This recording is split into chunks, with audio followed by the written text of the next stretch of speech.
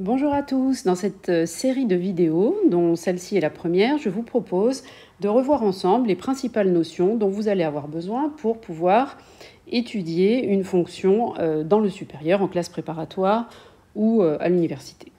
Alors, la première notion que je vous propose de revoir ensemble, c'est la notion de parité d'une fonction. Cette notion a été vue au lycée, bien sûr, et ici, nous allons en rappeler les principales propriétés, et ensuite, nous verrons dans une prochaine vidéo l'aspect graphique de cette notion, c'est-à-dire la symétrie de la courbe associée à la fonction. Alors, je vous ai proposé 4 exemples dans lesquels il y a des fonctions paires et des fonctions impaires. Alors, commençons par les fonctions paires. Alors, je vous rappelle qu'une fonction est dite paire si... Alors, il y a deux propriétés à vérifier. Tout d'abord, si un nombre est dans le domaine, un x est dans le domaine, alors son opposé également. Sinon, on ne peut pas parler de parité. Et ensuite, pour tout x appartenant au domaine de définition de la fonction, l'image de moins x est la même que l'image de x.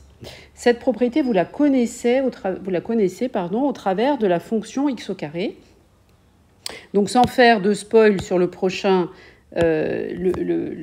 vidéo, je peux quand même vous dire rapidement que la fonction carré, vous savez bien que quand on dessine la fonction carré, l'image de 1, c'est 1, et l'image de moins 1, c'est 1 également. Donc déjà, vous voyez bien qu'il se passe quelque chose de particulier, c'est-à-dire que quand on prend un nombre x, ça c'est x par exemple, alors son opposé, bien sûr, là ce sera moins x, c'est 1, eh bien il y a deux choses qui apparaissent. Déjà, pour pouvoir parler de fonction paire, il faut que si vous en avez un, vous avez forcément son opposé, puisqu'il va s'agir de comparer leurs images.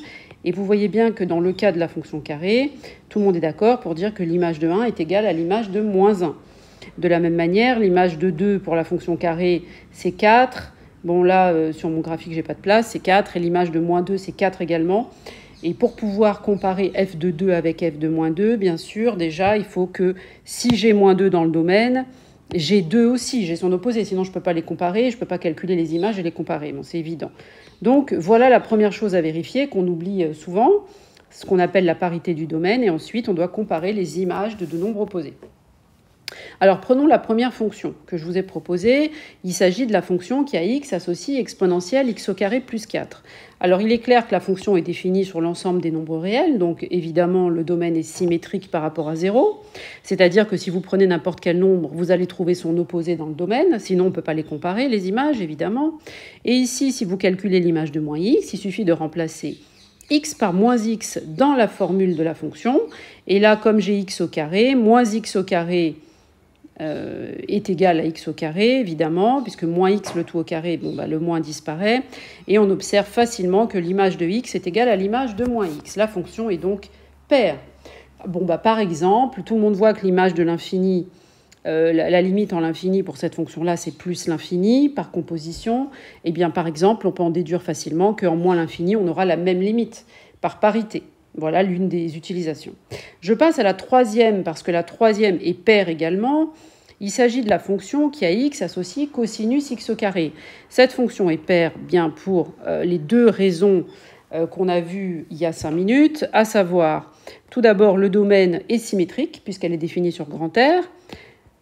Donc, si on a un nombre, on est capable de trouver son opposé dans le domaine, sinon on est coincé. Et puis ensuite, si on calcule l'image de moins x, ça fait moins x le tout au carré, pour la même raison que tout à l'heure. Moins x au carré, là, c'est égal à x au carré, puisque le moins au carré, ça fait 1. Donc, la fonction f est encore paire. Très bien. Les deux d'après, donc la deuxième... Je me suis arrangée pour fabriquer évidemment une fonction impaire. Alors comment j'ai fait ? Je me suis dit, il me faut une fonction déjà qui soit définie sur un domaine symétrique. Alors bien sûr, c'est le cas ici, elle est définie sur grand R, donc grand R est symétrique par rapport à l'origine.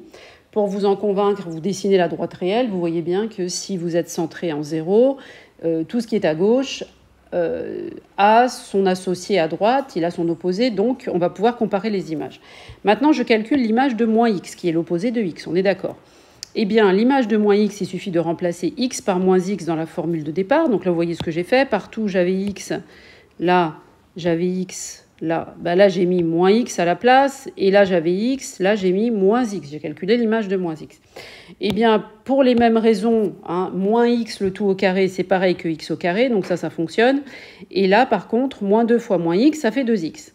Donc ce qui se passe, c'est que j'étais partie de g de x, c'était moins 2x exponentielle x au carré moins 1. Le moins a disparu.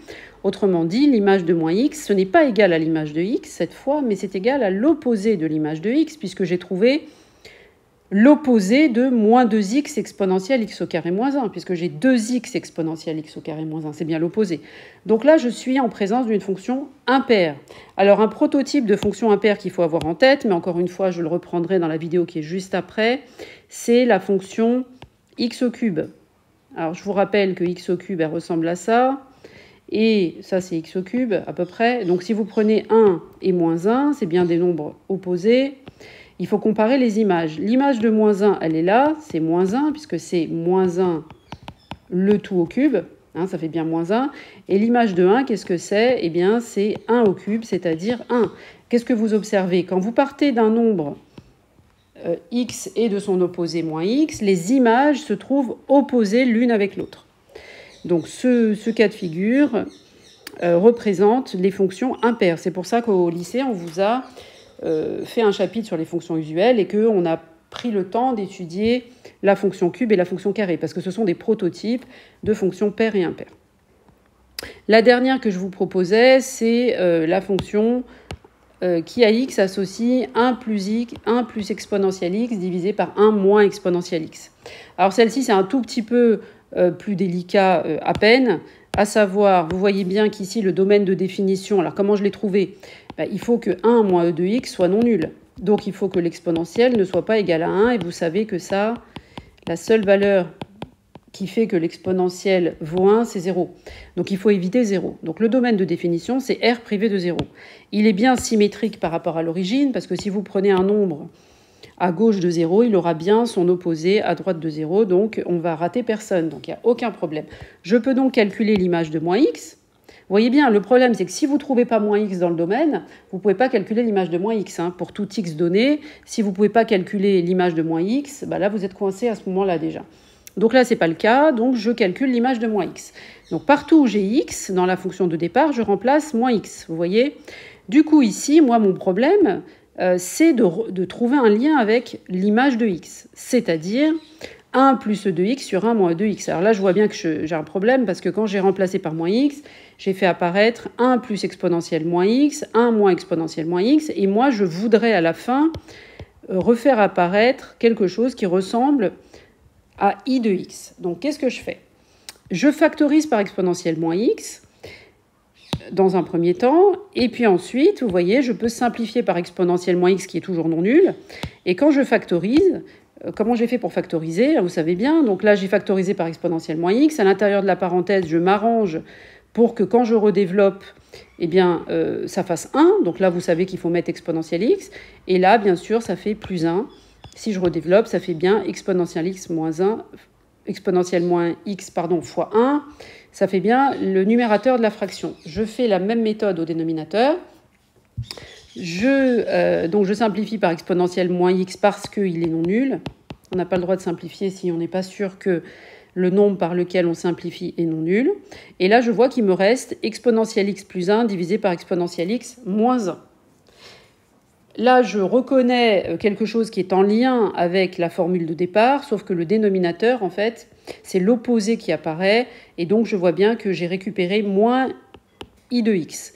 Donc, j'ai bien affaire à une fonction impaire, c'est-à-dire que j'ai calculé l'image de moins x et je suis tombée sur l'opposé de l'image de x. Alors là, je sais bien que la difficulté, c'est de passer de là à là. On se dit, mais comment j'aurais pu avoir cette idée? En fait, il y a plusieurs façons de réfléchir, mais il faut vous dire qu'en fait, vous voulez vous débarrasser d'exponentielle moins x, parce qu'à la fin, on n'en veut pas, puisque nous, on veut comparer à i de x. Et i de x, il n'y a pas d'exponentielle moins x dedans, il y a exponentielle x. Donc, en fait, comme il ne m'intéresse pas, je vais factoriser pour essayer de le simplifier, et après, je verrai bien. En général, quand on fait ça, ça marche. Donc là, je le factorise au numérateur et au dénominateur, je l'élimine, et comme par hasard, ce qui reste à côté est bien en lien direct avec la fonction de départ, puisque j'ai obtenu l'opposé de i de x. Et donc, tout fonctionne. La fonction i est bien une fonction impaire. Voilà, bien écoutez, j'en ai fini avec cette vidéo.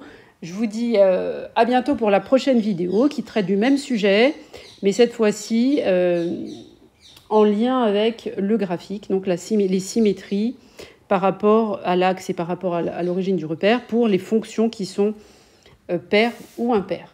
J'espère que cette vidéo vous a plu, qu'elle vous aura aidé. Je vous dis à très bientôt pour une prochaine vidéo. Au revoir.